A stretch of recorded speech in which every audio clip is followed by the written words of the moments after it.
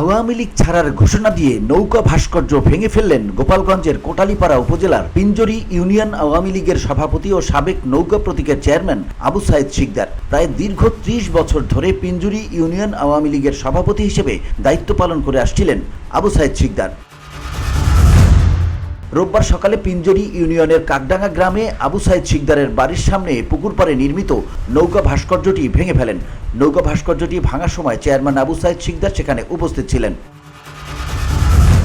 এ ঘটনায় পুরো উপজেলা জুড়ে আলোচনা সমালোচনার ঝড় বইছে। জানা গেছে, উপজেলার পিঞ্জরি ইউনিয়ন আওয়ামী লীগের সভাপতি ও সাবেক নৌকা প্রতীকের চেয়ারম্যান আবু সাইদ শিকদার তার বাড়ির সামনের পুকুর পাড়ে কয়েক বছর আগে একটি দৃষ্টিনন্দন নৌকা ভাস্কর্য নির্মাণ করেন। রোববার সকালে আবু সাইদ শিকদার লোকজন দিয়ে এই নৌকা ভাস্কর্যটি ভেঙে ফেলেন।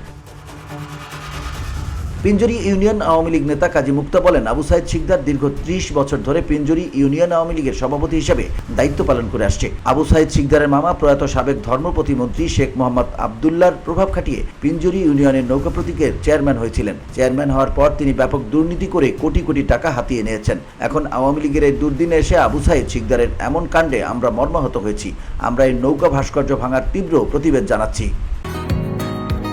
বসুন্ধরা, উত্তরা, বনশ্রী, কুড়িল ও বাড্ডা সহ রাজধানীর বিভিন্ন স্থানে অভিজাত ও অত্যাধুনিক মানের ফ্ল্যাট কেনার এক নির্ভরযোগ্য প্রতিষ্ঠান প্লেজেন্ট প্রপার্টিজ লিমিটেড। তাই আপনার স্বপ্নের আবাসনের জন্য আজই যোগাযোগ করুন।